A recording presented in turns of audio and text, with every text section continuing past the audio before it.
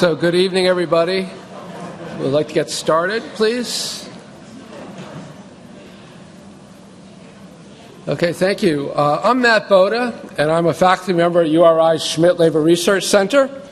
And for those of you who are unfamiliar with the Labor Research Center here, we offer graduate programs in labor relations and human resources, and we coordinate an interdisciplinary undergraduate minor called Work, Labor, and Social Justice. We also have an active research and outreach program. And if you're interested in learning more about the Labor Research Center, we have a table in the lobby, and we'll be there after the event. Maybe some of you saw our table on the way in. But my main purpose here tonight is to introduce our guest speaker, Saru Jayaraman. And it's indeed a pleasure to do so. I first heard Saru speak at a conference in Portland, Oregon, back in 2014. And I was attracted to her presentation because it really brought together for me two of my real main passions in life, labor and food. Her presentation turned out to be really the highlight of the conference for me. And when the idea for this colloquium started to percolate back in the fall of 2014, I recommended her very highly to the organizers. So Saru is currently the director of the Food Labor Research Center at UC Berkeley. She's also a co-founder of the Restaurant Opportunity Center, which was established in the wake of 9/11, on the 9/11 attacks on the World Trade Center, to help the restaurant workers displaced after the destruction of Windows on the World. ROC, however, has developed into a nationwide organization that advocates for better compensation and working conditions for restaurant workers throughout the country. ROC has even set up cooperatively owned restaurants in a couple of major cities in the United States. And I'm sure that Saru will tell you a lot more about the ROC and its work.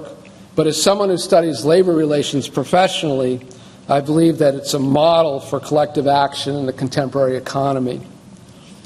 Fortunately, her work has not gone unrecognized or unnoticed. She's been featured on many national-level public affairs programs and in the press, and has received a number of awards and various types of special recognition. To give you just a couple of examples, in 2014, she was listed in CNN's Top 10 Visionary Women, and was recognized as a champion of change by President Obama also in 2014. She's the author of articles on both restaurant work and the work experiences of immigrant communities, and two books, 2013's Behind the Kitchen Door, which was published by Cornell University Press, and Forked, a new standard for American dining, which was brought out this year by Oxford University Press. I've read both books, and I recommend them very highly to you. Matter of fact, I think one of them is available outside. Forked is available outside as you leave. So I recommend it highly. Saru is a graduate of UCLA, Harvard's Kennedy School of Government, and Yale Law School. And prior to assuming her current position in 2012, she's been a community organizer, university professor, and attorney. Now, I believe the drill here is that we're first going to see a video, and then Saru will just come up and take over the podium. So thank you very much.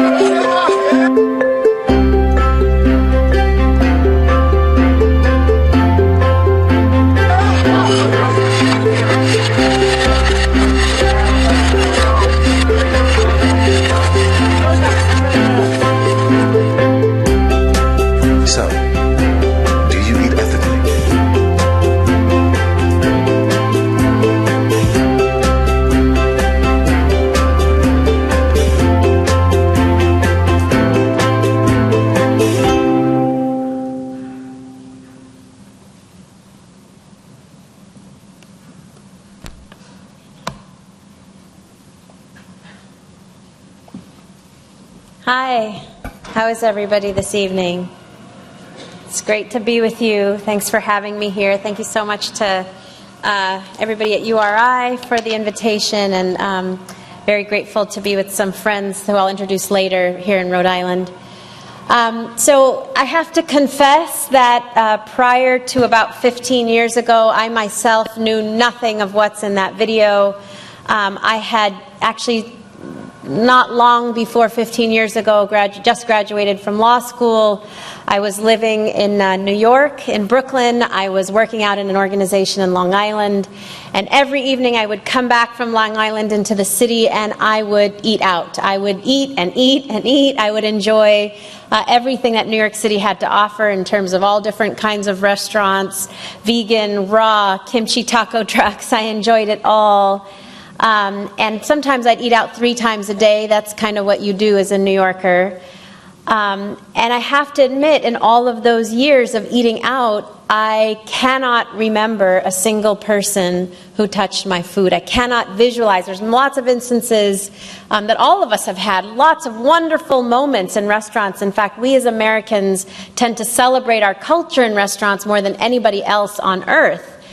We just keep eating out in ever-increasing numbers. If you look at the numbers, it's kind of explosive how much Americans eat out, and also how much we spend the most important moments of our lives, birthdays, weddings, anniversaries. I was proposed to in a restaurant. I bet most of you can remember really amazing moments in a restaurant. And yet most of us, if you think about that moment, you can probably remember the moment, who you're with, probably what you were eating, what restaurant you were at. You most likely cannot remember who, if anybody, touched your food, who made it, let alone who brought it to the table. And that was me. I, like most Americans, was totally oblivious. And then my life changed and my dining experience changed on 9/11 as well. So on September 11th, as you heard, there was a restaurant at the top of the World Trade Center, Tower 1. It was called Windows on the World. And on that morning, 73 workers died and 250 workers lost their jobs. One of those workers who was displaced is here with me tonight, Fekak Mamdou, sitting in the back. Mamdou and I co-founded the organization called ROC, Restaurant Opportunity Center, just after 9/11. Mamdou, brought all his 250 displaced Windows on the World workers, and another 13,000 workers lost their jobs in the months and weeks following the tragedy. We actually, as you know, just a month ago commemorated the 15th anniversary of that moment.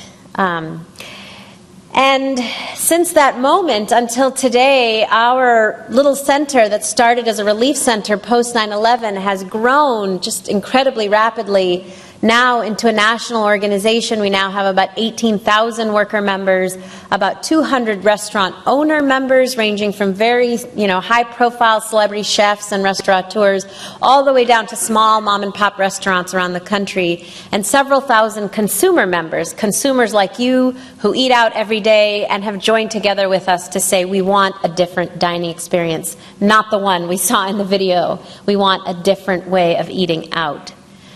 And so we've grown. We've grown geographically. We're now in 12 or 15 states. We've grown numerically in terms of the numbers of people we touch. But we've also grown in terms of our stakeholder base. We're actually no longer just a worker organization. We are workers, employers, and consumers working together for a better industry. And the reason we've had to grow so fast, so rapidly over the last 15 years, really is the explosion in this industry. The industry right now is the second largest and absolute fastest growing sector of the U.S. economy. We just hit the 12 million worker mark We were at 11 million until just like a month ago. We just hit the 12 million worker mark. So that means 1 in 11 Americans currently works in the restaurant industry, and 1 in 2 of us has worked in the industry at some point in our lifetimes. Can you raise your hand if you have worked in this industry at some point in your lifetime? I want you to just look around the room and notice that it is at least half of the people in this room. And I bet the other half of you know somebody, maybe who's very close to you or not so close to you, that has worked in this industry. And so most of us have some experience at some point in our lives of working in this industry. That is how extensive and large and fast-growing this industry is. And yet, despite its explosive growth and even its level of profitability, and yes, even here in Rhode Island, the industry is growing faster almost than any other industry and producing jobs, and yes, is profitable.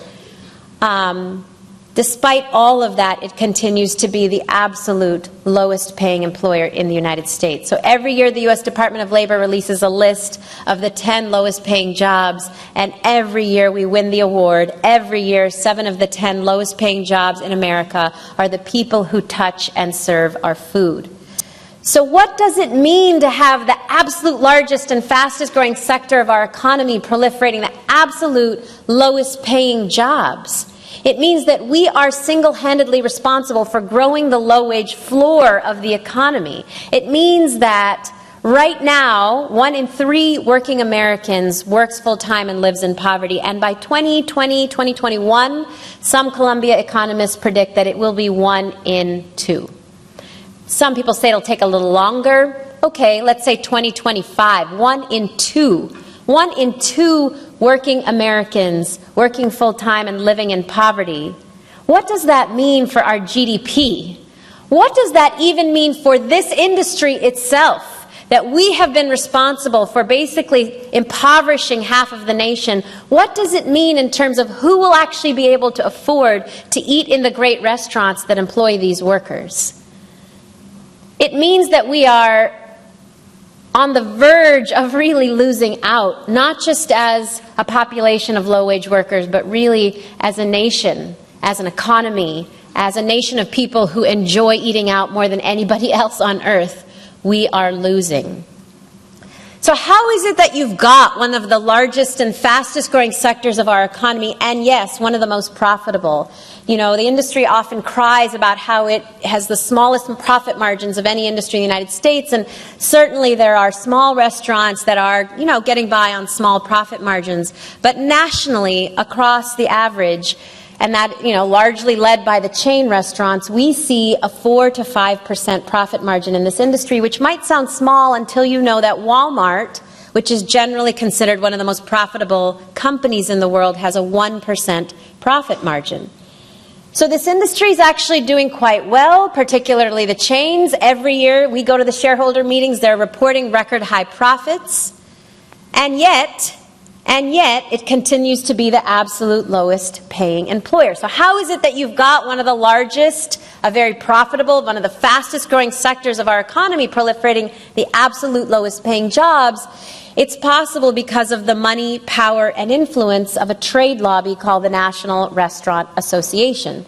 It's a trade lobby that largely gets ignored, which is why we call it the other NRA, because you've all heard of the Rifle Association. Very few of you have heard of the Restaurant Association, and yet every year it gets named one of the top 10 most powerful lobbying groups in Congress and in most state legislatures. It is the voice that blocks minimum wage increases, paid sick days, and a host of other worker issues.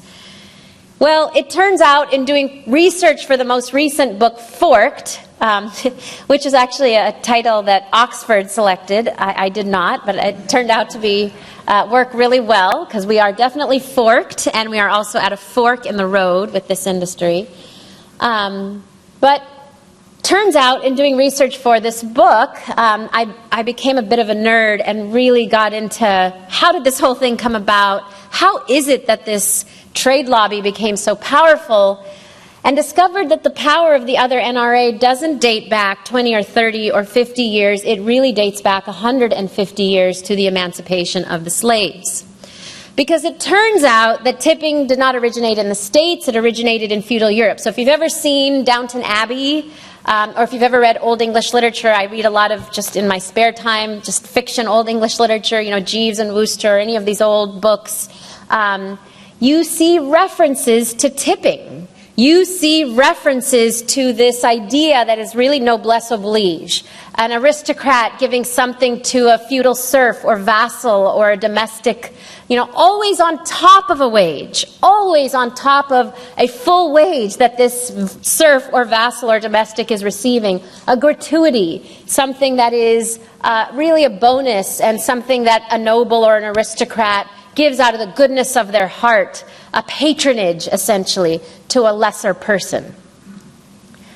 So this idea, this feudal idea, came to the States in the 1850s and 1860s when rich Americans traveled to Europe and came back and tried to show off that they knew the rules of Europe. And actually, when they first tried to bring it to the United States, there was massive resistance. There was actually a populist movement moving in the country at the time, a massive populist movement that picked up this issue, actually succeeded in getting tipping banned in 6 states in the United States, a real campaign to eliminate tipping in the United States that actually spread to Europe, and the labor movement picked it up in Europe and had a rallying cry that we need to get rid of this vestige of the feudal system. We are professionals. We do not take tips, and succeeded, which is why there's very little tipping in Europe, or has been until recently. Lots of Americans traveling to Europe have started to change that, but certainly there has been a history since the early 1900s of rejecting tips and workers in Europe claiming the idea of professionalism in rejecting tips. But here in the States, while that was spreading to Europe, we went to the exact opposite direction. Because the restaurant industry and another industry, the Pullman Train Company, both demanded the right to hire newly freed slaves, this is right after emancipation, and not pay them anything at all and let them live on customer tips. Now, if you know anything about labor history, you'll know that in the case of the Pullman car porters, and you know, the Pullman company was a train company with luxury liners. This is how people would cross the country, right? East Coast to West Coast. And the company hired former slaves, and that was the Pullman car porters, and set up the first company towns. If you know this history of company towns, it was the Pullman company towns where these workers had to live in towns owned by their employer, use the bank owned by their employer, rent from a landlord that is basically controlled by the employer. A company town was essentially a town in which workers were completely controlled by their employer in every aspect of their lives. But despite all of that, the Pullman car porters formed the first black union in the United States, the Brotherhood of Sleeping Car Porters, under the leadership of A. Philip Randolph, and won the right to an actual wage rather than having to rely on customer tips. It was a huge victory. But the restaurant workers were not so lucky. The restaurant workers were the other population in which the industry demanded the right to hire newly freed slaves and not pay them anything at all and let them live on customer tips. And there was no union for them. And so in 1938, based on this argument that the restaurant lobby made, this idea was codified into law as part of the very first minimum wage law that passed in 1938 as part of the New Deal, which said that everybody else got the minimum wage and tipped restaurant workers had the right to a $0 minimum wage as long as they could make the minimum wage in tips.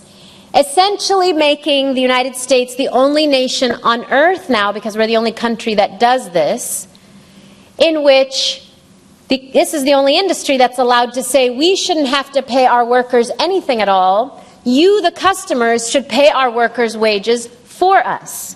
And I have to pause and remind us that this is actually a mutation of a feudal concept, because the feudal concept was that tips and gratuities were always on top of a full wage that a noble gave to his or her serf or vassal. In the United States, because of our ugly racial caste system and racial history, we actually allowed this industry to go further than the vestige of the feudal system and replace the wage altogether, because after all, these workers were black and had not been paid anything for centuries, so why not continue a system in which they were paid nothing at all and let them live on customer tips? And so that idea is what allowed us to pass the very first minimum wage of $0 for tipped restaurant workers, and we went from $0 in 1938 to a whopping $2.13 an hour at the federal level in 2016, and an even more whopping $3 an hour here, or a little above $3 here in the wonderful state of Rhode Island. A $3 increase over almost a century. Now, there are 7 states that over this century, actually over the last 40 years in particular, have rejected this legacy of slavery. So California, Oregon, Washington, Nevada, Minnesota, Montana, and Alaska have all said no to this system and demand that the industry pay the full wage to all workers with tips on top. And we actually find that they're faring better, and tips are better, as I'll tell you in a minute, in those 7 states. But in the 43 states that went along with this system, this legacy of slavery, we have seen wages range from $2 at the bottom, $2.13, which is still the wage in 23 or 24 states in the United States, all the way up to a whopping $7 in some states. And all of these 43 states essentially give the industry a pass. They say, industry, it's okay for you not to pay the full minimum wage, just this one industry, because these workers make their money in tips. And the argument that has existed for the last century is that it's okay, the NRA says. The other NRA say it's okay. It's okay these workers make $2 or $3 an hour. They're white guys working in fancy fine dining steakhouses. I'm often on the radio with the NRA or on a TV show with them, and the argument they always make is it's all right. These folks make $30, $35 an hour. They make $150,000 a year. There's no reason to actually pay them a wage at all. They're doing quite well. They love to say these people are, single white guys, they're going on to something even better. And I always find it amazing. I don't know any other industry that's willing to basically say everything else out there is better than us. Because that's what they're saying by saying, it's okay, these workers are temporary, they're moving on to something better. When in fact, 70% of tipped workers in America and in Rhode Island are women. They are women who work at IHOP and Applebee's and Olive Garden and Denny's and Red Lobster and a lot of little ethnic and family restaurants all over the state. They are women who suffer from 3 times the poverty rate of the rest of the U.S. workforce, use food stamps at double the rate, which is why the women who put food on our tables in America can't actually afford to feed their own families. But the worst part of all of this that has been the most painful to me over the last couple of years, and very, very painful to think about in the last 2 weeks in particular, hearing some of the comments made by our presidential candidate, is the fact that these women experience the absolute worst sexual harassment of any industry in the United States, literally 5 times the rate of sexual harassment of every other industry.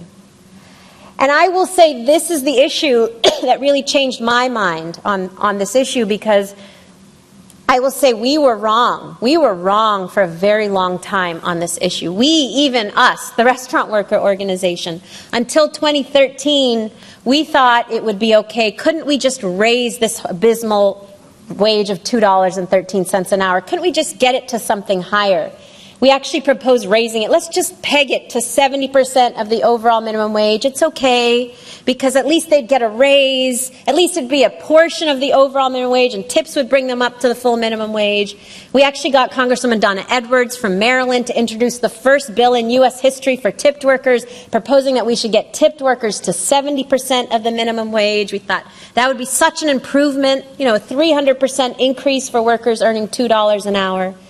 President Obama took that proposal and made it his executive order, actually demanding that federally contracted workers in America earn 10-10, and that tipped workers who are federally contracted get 70% of that. So our proposal made it to the White House. We thought we were so great. We were patting ourselves on the back. I remember seeing the paper that day and just feeling so proud. And then I wrote the book that this trailer was a book for, the trailer for. in 2013 called Behind the Kitchen Door, and I went on book tour. And actually, I had just had a baby, and I took my baby on book tour, a little 4-month-old with me on book tour, and I gave like 200 book talks with baby in tow. And every single book talk I gave, some woman would come up to me from the audience at the end of the talk and share a horrific story of sexual harassment or sexual assault, and say, you know what, I am now a doctor, a lawyer, an organizer. One woman said she was an IBM executive. One woman said she was a feminist academic. She said, I've been sexually harassed recently on the current job, but I didn't do anything about it because it was never as bad as it was when I was a young woman working in restaurants. And so what we started to understand from hearing story after story after story was that we had actually got it wrong. That we had thought there are two problems in this industry, very low wages and very severe sexual harassment, two distinct and isolated problems. And what we didn't understand until we did more research was that this was actually one problem. The problem is that when you have a majority female workforce earning $2 or $3 an hour, their wage is so low they go entirely to taxes. They receive a pay stub that says 0. This is not a paycheck. We actually have these little cards that I ran out of, so I couldn't bring, that you can leave. You can actually download them from our website. You can leave for your server when you eat out that says you deserve a paycheck, and it drives people to our website because most tipped workers do not get a paycheck. Their wages are so low they go entirely to taxes. But when you're a woman and your wage goes entirely to taxes, you survive on your tips, and when you survive on your tips, you have to tolerate whatever a customer might do to you, however they may touch you or treat you or talk to you or grope you. Because the customer's always right, because the customer pays your bills, not your employer, because the customer's feeding your family, not your employer, and so you have to tolerate it. And so part of the issue is that we realized from our initial research that we had been asking the question in the wrong way. When we used to ask, have you experienced sexual harassment, 1 in 5 workers said yes, maybe 20% of workers. So we had to change the way we asked the question and do a whole new survey of 1,000 workers across the country and ask, have you experienced sexual behavior in the restaurant that is scary or unwanted? And found that 90% of all workers, men and women, said yes. And here's the clincher. We found that women in states like Rhode Island were twice as likely to experience sexual harassment as women in states like California, where they got the full wage and they were not as dependent on the whims of customers to be able to take a paycheck home, to be able to get an actual wage. We also found that women in states like Rhode Island were 3 times as likely to be encouraged by their managers to dress more sexy, show more cleavage, wear tighter clothing in order to make more money in tips as they were in California, where again they got a wage from their employer. So this came out in story after story. I wrote one story in Behind the Kitchen Door of a young woman named Nikki Lewis, a graduate from, an honors graduate from the University of Maryland. She had decided to go into a career in hospitality. She loved hospitality, thought she could, own her own restaurant someday, started working at a very fine dining restaurant in Washington, D.C., our nation's capital, where the minimum wage is a whopping $2.77 an hour in our nation's capital. And when Nikki took the job, she knew that the wage was $2.77 an hour. She knew that was probably, what she could get. She didn't want to fight it. She thought that's what it is. And every single day, not only would there be comments about her body, and she knew she had to put up with weird experiences from customers, but every day the maitre d' would stick his hand down her pants and his thumb up her butthole. Every single day. And there were other experiences of customers grabbing her in different parts of her body and being told that's what you have to do to get the tip. And it got worse and worse and worse until at one point Nikki was taken to a colleague, a co-worker's apartment, and raped. And Nikki says it's not that this happened, in the workplace, but obviously the culture, the environment of the restaurant was such that my body was essentially for sale. I couldn't do anything about it. And so it led to this experience of sexual assault. And I I can't tell you the number of women who have told me these kinds of stories, literally thousands, emails, letters, people coming up to me at book talks like this one, sharing the most horrific stories. And I have 2 little daughters, and what this makes me most upset, what makes me most upset is the fact that I know that my 2 little girls will probably end up working in this industry at some point in their lifetimes because, as you saw from the hands around the room, besides the 6 million women who put up with this every day of their lives to feed their families, there are millions more young women, our daughters, maybe you, for whom this is the first job in high school, college, or graduate school. This is how they learn what is acceptable and tolerable in the workplace. This is where they learn what sexual harassment means. This is where they learn the worst it could possibly be. And so they go on for the rest of their lives thinking, it's okay. This is just the industry. This is just part of the job. It's okay. I had a young woman raise her hand when I spoke at the University of Chicago, and she said, I don't understand why you're talking about these things as if they're so outrageous. This is just our industry. And I said, it's outrageous that you don't think it's outrageous. It's outrageous that it is so normalized for you to be treated and talked to and touched in a certain way that you don't actually see it as sexual harassment. You see it as the job. That's the job. That's our industry. That's what I have to do to earn my income in tips. So we were wrong. We were wrong because we thought if we could just raise the minimum wage, that would be fabulous. And we found that not only were we wrong in that women having to rely on tips for any portion of their base wage actually, the data shows, forces them to be vulnerable to the worst sexual harassment of any industry in the United States. But we also realized we were essentially fighting for legalized gender pay inequity.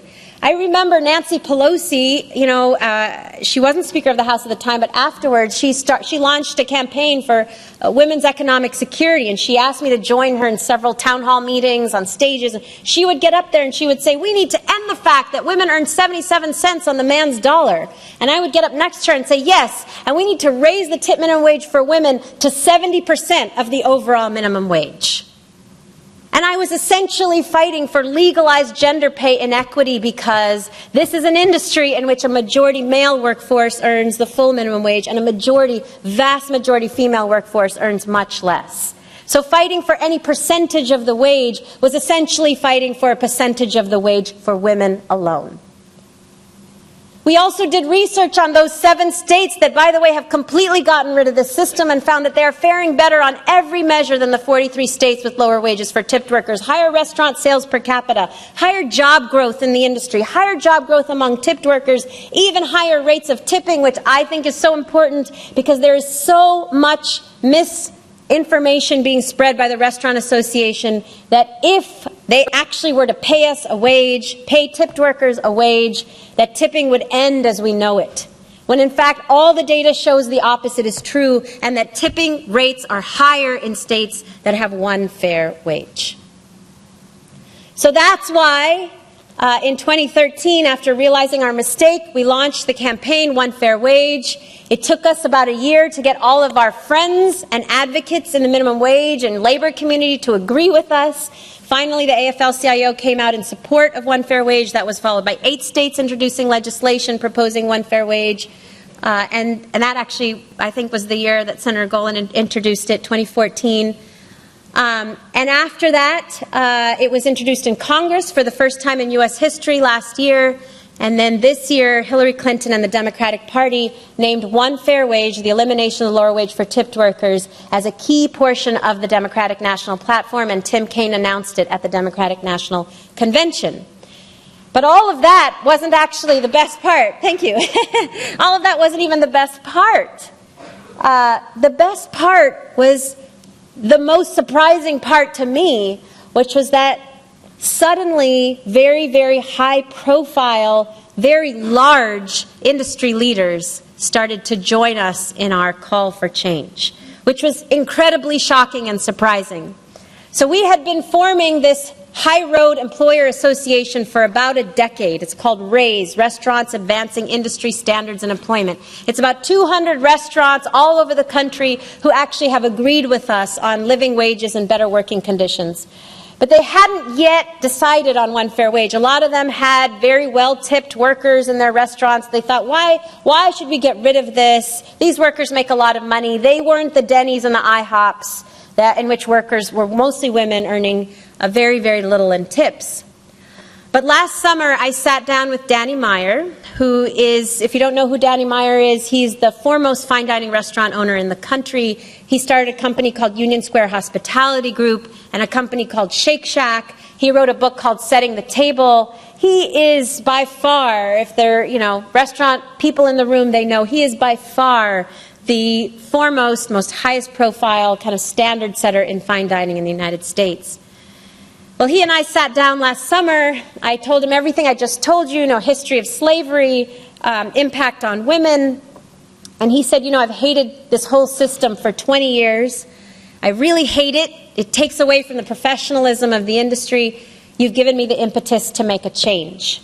So he invited me to speak to his all-management team meeting out in New Paltz, New York, and I presented, and the general manager of the modern restaurant at the MoMA, the Metropolitan Museum of Art, was there, got inspired and excited and said, I want to be the first to move in this direction.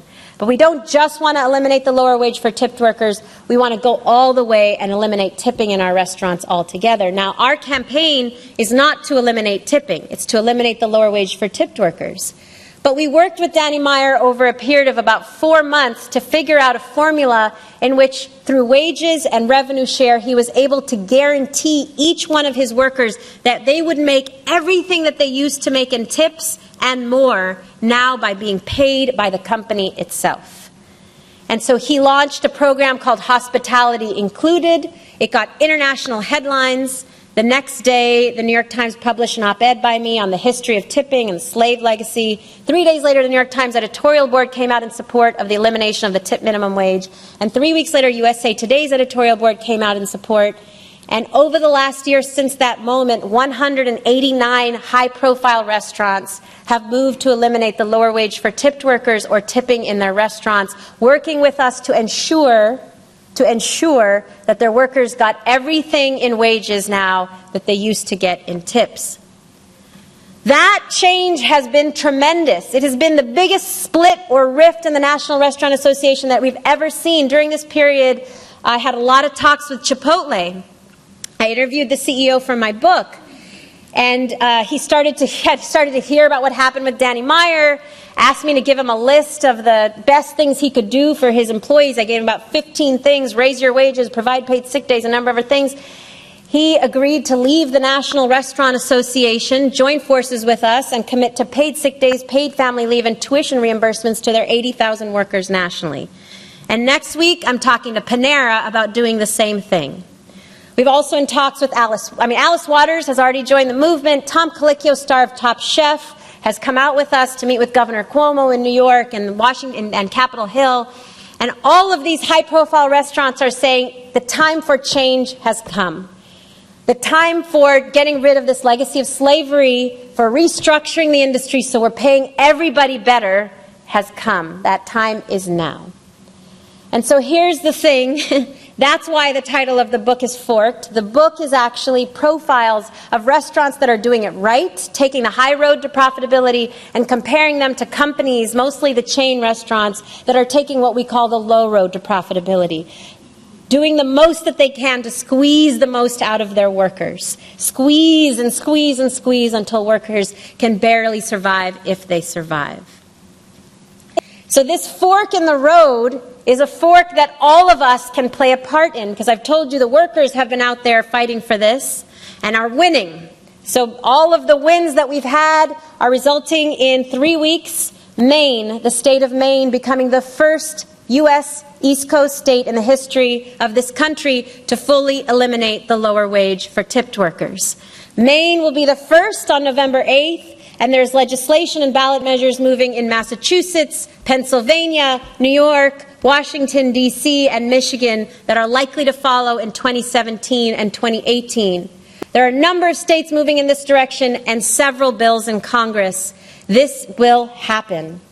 We will eliminate this legacy of slavery over the next couple of years, but it will take all of us, not just the workers who've been fighting for it, the employers that I already told you are on the forefront saying we need this change, but also every single one of us, consumers who eat out.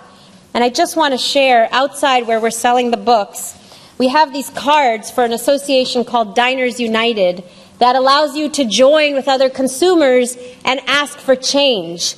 On this website, you can actually find an app where we have created a mobile system for you to find out how restaurants around you are faring on issues of wages and benefits and promotions, not so that you can not eat at those restaurants. We want you to actually eat out wherever you want to eat out, but we also want you to communicate every time you eat out, especially to your favorite restaurants, that, hey, I love the food, I love the service, I would love to see you join forces with the folks taking the high road to profitability, those amazing high-profile restaurants like Danny Meyer and Tom Colloquium, and you can hand them this card that says RAISE, see how you can join a peer community of restaurants that are doing it right and making change in this industry. So please come and join this effort in whatever way you can, even if it's just to talk to your favorite restaurant owner, or next time you eat out, communicate and say, I actually believe in livable wages for workers. Because we are at a fork in the road. You know, 150 years ago, there was another few industries, 2 in fact, that said we will never be able to survive if we have to pay our own workers' wages. What were those industries? Cotton and tobacco. They said we as industries will not survive, jobs will be lost. The industry will go if we actually have to pay our own workers' wages. And we as a nation said, we don't care. We as a nation said, first of all, we don't think those industries will be destroyed, but that is an unsustainable business model besides being totally unethical and inhumane. And so 150 years later, we're kind of being told the same thing. We're being told by an industry that if they actually had to pay their own workers' wages, they would collapse. They wouldn't be able to survive. And the data shows that's absolutely false. As I've already told you, the 7 states that have rejected this system are faring better, much better than Rhode Island, even with comparable economies and even less population. I mean, Alaska has less people than you. They're doing quite well, and if they can do it, Rhode Island can do it. We're at this fork in the road, and we're asking you to join us so that not only can we eat better, we've been doing a better job of figuring out how we improve the way we eat. Now it's time to figure out how to improve the way we eat out. So I would like to actually introduce 2 amazing colleagues and friends, 2 people one who's already in the legislature and one who's going to be in the legislature, and we're so, so proud of her.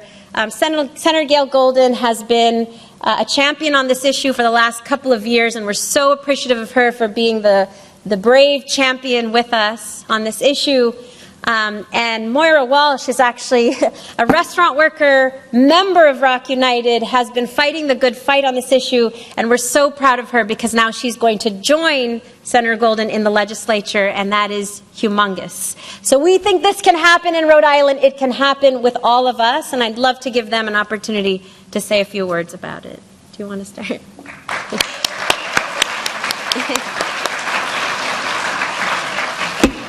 Could we use the, thank you.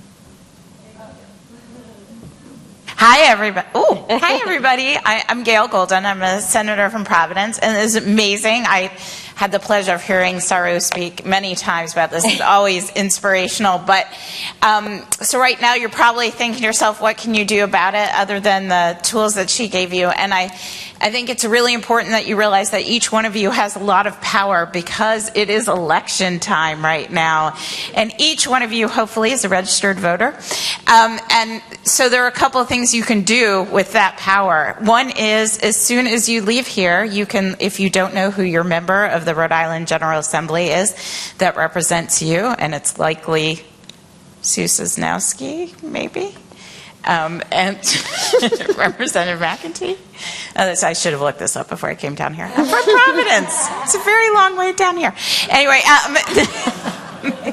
but to look them up, and Senator Sosnowski absolutely has been very supportive of of one fair wage, but to call your legislators and say, you know what, I heard this great talk tonight. This is something that really bothers me. I really believe in it. What is your position on this?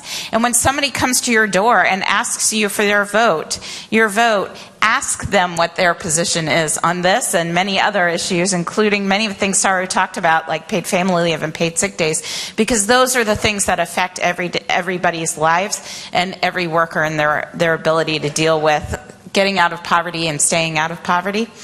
So those are really important. We did introduce legislation in Rhode Island a couple of years ago. We were able to raise the tip minimum wage at the time was $2.89. We were able to get a $1 increase to $3.89.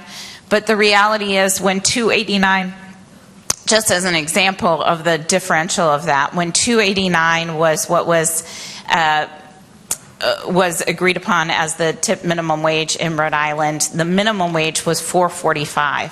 So we have for decades increased the tip minimum wage in Rhode Island without once raising the tip minimum wage. This was the first time in 20 years that conversation had even been had. So we're happy that we saw that very minimal increase of $1. That certainly is $1 more in people's pockets. But the reality is that doesn't address any of the issues of inequality and sexual harassment and the behavior that leads us to believe that this is not a profession, when in reality, these aren't just jobs, these are a profession, and people should be treated accordingly and paid accordingly. So I'm so happy to have Rock's investment in our state and had been involved with us. And Maura was an incredible advocate speaking about her experience. And she did what I think is incredibly important. When you think the people that represent you aren't speaking for you, you should run for office. And so that's what Maura did, and I'll let her talk for a little bit more about her experience. Thank you. Thank you, Gail, very much. Ms. Golden was my first introduction to legislators as a whole, and I, no offense to you, very much wish that it had been someone else, because I was lulled into a false sense of security in thinking that like all senators had hearts and souls and were like decent human beings. As Gail and Saru both mentioned, I started out as an advocate for the tipped minimum. Through no fault of my own, I ended up at an industry night at a bar where I was supposed to just go meet for beers with friends, and all of a sudden I was surrounded by all these organizers who were asking me to tell my stories about sexual harassment in the workplace and telling me about all the rights that I had as a worker and saying, you know, this stuff isn't just frowned upon, it's illegal, and you have rights and you could stand up for them if you wanted to. And despite the fact that I'd been doing this for 10 years, it took the birth of my son Malcolm to really make an effort to make the workplace a more humane and livable area for all of us. My philosophy very much since becoming a mother has been, it's not enough that men respect women. Women need to stand up and demand the respect that they deserve. And so this is how we start. We start by saying that 69% of women in the restaurant industry are not worth less than the bare minimum wage. We start by saying that people who are working service industry jobs are not doing this in search of something better. They're doing it to feed their families. They're doing it to put themselves through school. They're doing it as career jobs. These aren't 16 and 17-year-olds. These are 35-year-old women with children who are spending 70 and 80 and 90 hours a week away from their children for the mere scraps that are falling off this table. And it's not acceptable. We as waitresses have been convinced that it's okay. We've been convinced that we've got it pretty good. You know, you have those mommies helper hours, as they call them. Well, you can drop your kid off at school and pick him back up. You know, how many mothers get to do that? And they train you into this mentality of thinking, I don't deserve more. I don't deserve more. This is the best I'm going to get, and I need to be okay with that. And it's not. It's not okay. It's not okay that we're at the bottom rung of the ladder fighting each other for the crumbs while the people at the top are laughing.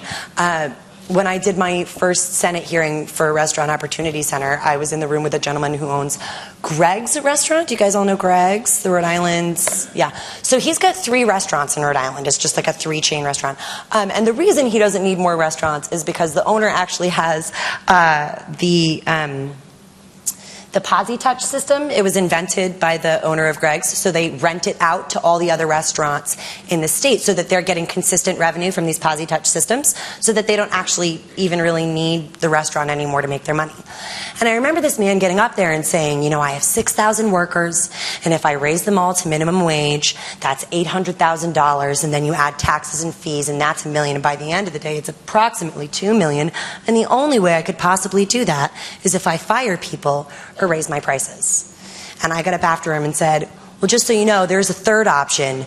You could not buy a yacht this year and make $100,000 instead of $200,000, and it would all kind of, they didn't like that very much, as it turns out. So as Saru mentioned, it's not that there's an inability. We got a $1 raise last year, and despite the fact that the NRA told us with some level of consistency that the sky was going to fall, that every single restaurant in Rhode Island was going to burst into flames, and nobody was ever going to work there, and you were never going to be allowed to eat out anywhere except for McDonald's, not a single restaurant has closed. It's weird, because I keep going out to lunch, and all these places still exist, and not one establishment in our neighborhood, at least, has gone under because of this.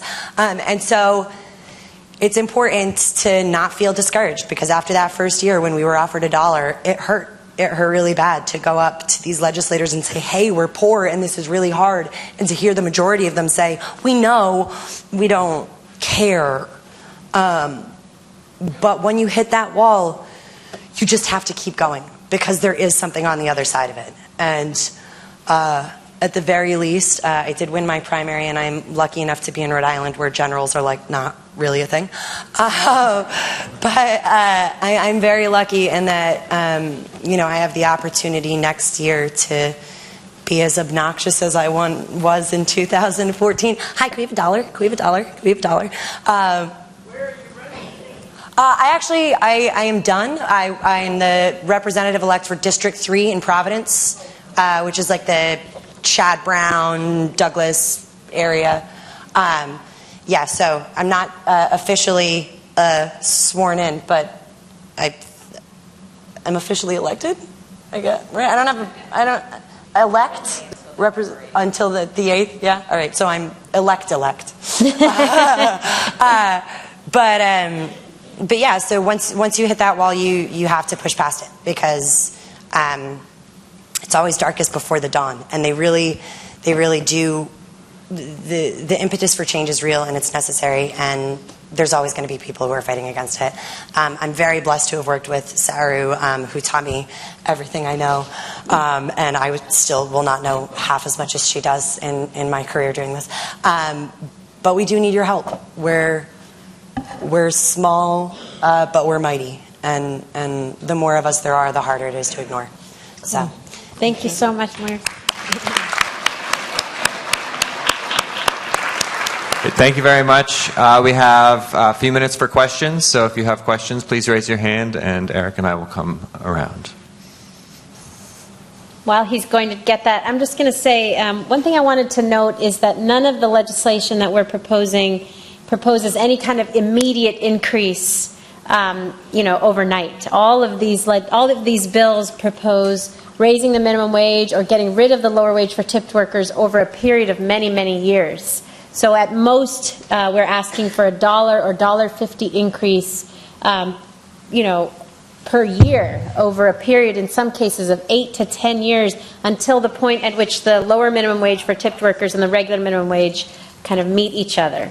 So we have found that when it's phased in that way, we really have not seen historically almost any job loss, because we have found that restaurants not only are able to work it into their business plans, and in fact the Restaurant Association themselves have admitted to this at this point, that that minimum wage increases do not actually hurt the industry. The major trade rag of the industry, the nation's Restaurant News, actually has now announced that it will not hurt the industry.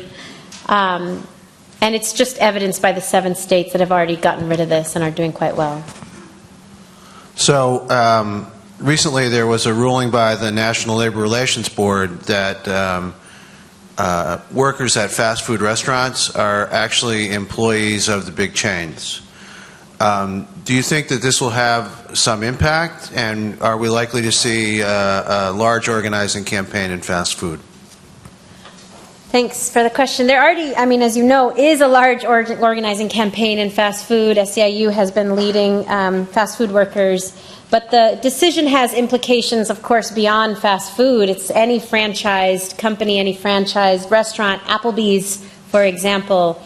So yes, it's a very good ruling. It says what we've always known, which is that McDonald's has always had, and Applebee's has always had, the ability to demand that their franchisees actually pay a decent wage. Even though they've tried to say they don't have that, they're not able to demand that. They're able to demand things around the quality of the food and the menu and the uniforms. There's absolutely no reason why they couldn't demand a certain wage of all of their franchisees. So yes, we're very encouraged. And it is certainly part of the campaign, both that SEIU is leading on the fast food workers and our fight to say these large chains, Applebee's, IHOP, Denny's, Olive Garden, all of them need to take responsibility for every single worker touched by the entire company. I'm curious about a couple of things. So if I take Europe as a model, where they are paying not only minimum wage, but a living wage, and where tipping is not common. I mean, when I travel to Europe, at the most, what they call top up. So I go to the closest digit. Does McDonald's in Europe pay also the normal age that will give them a living wage, not just a minimum wage? That was one question. And the second question is that, you know, you seem to suggest that in California and those 7 states where they have raised the wage that they're giving, but people are still tipping. And so, which is going to be a little different than what's happening in Europe. And I was wondering where that was going to go, if it was still going to give people a living wage rather than a minimum wage.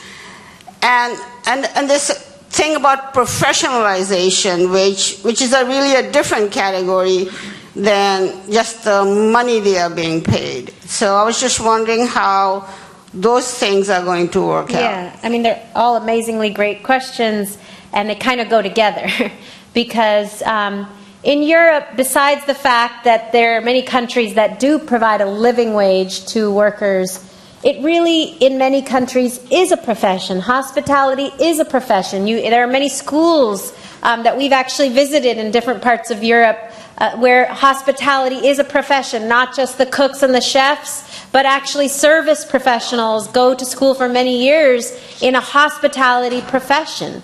And so yes, you're right, being a profession is not just about a wage, but certainly the way in which people are valued is an incredibly big part of being a profession. If you think about any other profession, can you imagine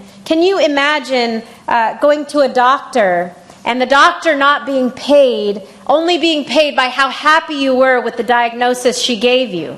Or can you imagine all of you students here at the university, your professors not being paid, and only getting paid by how happy you were with what they taught you? You know, there's no other profession in the United States, and yes, this is a profession. I hope you don't do that, because I'm a professor too.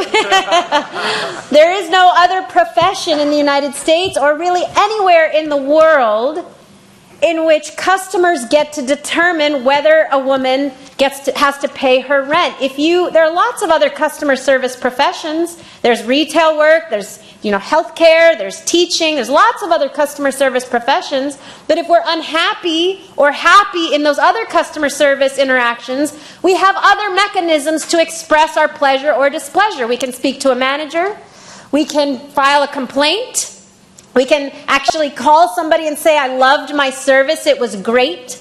This is the only industry in which somehow our pleasure or displeasure gets translated not only into how much people can survive and live on, but also in terms of how their bodies are treated in the workplace. That is not a profession.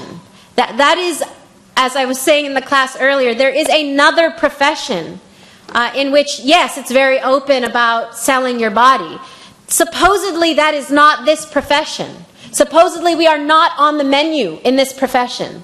But unfortunately, right now, we are on the menu. So, there was that article maybe many of you saw about Denmark in the New York Times and how all workers are paid $21 an hour from McDonald's to the full-service restaurant. There's very little tipping. And there was an interview with the airport, the head of the airport food services in Denmark. And they asked him, well, how can you force all these chains, McDonald's and Burger King, to pay $21 an hour? How do they survive? How do you make it work? And he said, well, it's not a question of how. It's if we didn't do this, then our workers would have to survive on public assistance, and that would be the sign of a failed society. And that's what we have. We have a failed society in which we, as customers, are doubly subsidizing these multi-billion-dollar corporations. We pay their workers wages through our tips, and we pay $16.5 billion annually in taxpayer-funded public assistance for restaurant workers alone. $16.5 billion annually for Medicaid, food stamps, and a number of other forms of public assistance, meaning we pay for their workers' survival and their wages. They pay nothing. It is genuinely a legacy of slavery. They are not paying for their own workers. We are. We as a society are. That's what's called a failed society. On the other hand, when you treat people as professionals, as we see in the high road restaurants that I profiled in my book, or in Europe, you get excellent service, much higher employer loyalty and employee loyalty, and we've actually documented this. You can cut your turnover in half. We've quantified how much turnover costs these companies. Cut your turnover in half, much better loyalty, much better customer service satisfaction, much higher productivity among workers. It only makes sense. Everybody in this room knows you are happier and do better at your job if you are treated well and feel you are valued and treated with respect. It's common sense. I think we have one last question. Hi. Hi. There are other service industries that a tip is generally considered an acceptable method to help the individual working, and I'm thinking of hairdressers, barbers, Yes. and taxi cab drivers. And now you've got Uber. And Uber, you do not tip with Uber. So has that had a major impact on how this new revolution is occurring? Because another thing that I personally find offensive is when I go to a chain restaurant and I receive a bill and then they suggest how much I should tip, be it 15%, 20%, or whatever.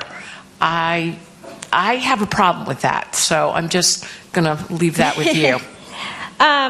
So first of all, yes, there are other tipped professions that can be paid the lower minimum wage. Nail salon workers, hairdressers, yes, some airport valets. But 75% of tipped workers in America, which is more than 6 or 7 million tipped workers, are restaurants. 75% are tipped workers, and actually the vast majority of those are servers. So yes, there are other tipped professions, but it is this industry that is driving this whole idea of a sub-minimum wage and tips replacing the sub-minimum wage. Uber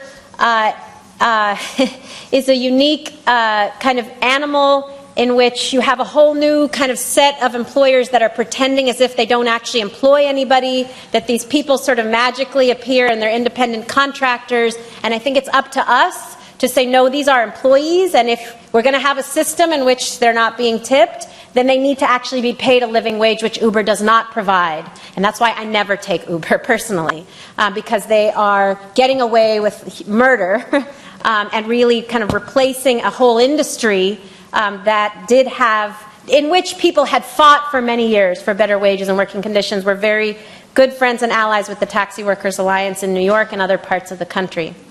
But to your last point, yes, the chain restaurants, there's this thing about if you have a group, they often do this, and workers really often need it, because when you have large groups, Oftentimes the large groups, don't tip appropriately, and so they have put in these kind of safeguards. I think the point here is, please tip well. As long as people are still being paid $2 and $3 and $4 and even $7 an hour, you still need to tip well. We still need you to tip that 20% or more, and not base it on your pleasure or displeasure, but on the fact that these workers are not getting paid. But tipping well, you cannot leave this room today and think tipping well is the best thing you can do for these workers or the only thing you can do, because if you think that's the only thing you can do, then all we are doing is perpetuating a system in which an industry gets away with having you pay its workers' wages for it. So we both need to tip well, and we need to demand an end to this system altogether, a system that actually demeans all of us, a system in which we think we have amazing choice as customers to express our pleasure or displeasure, but actually all we are doing is subsidizing multi-billion-dollar corporations that are getting away with perpetuating a legacy of slavery. And I think we're out of time. Thank you so much. Thank you. So I want to thank you again for coming. As we mentioned earlier, her book Forked is available outside. And just a reminder that next week, 1 week before the election, we have John Nichols from The Nation coming to talk about money and politics. And we're almost to the end of the election, 2 more weeks. So.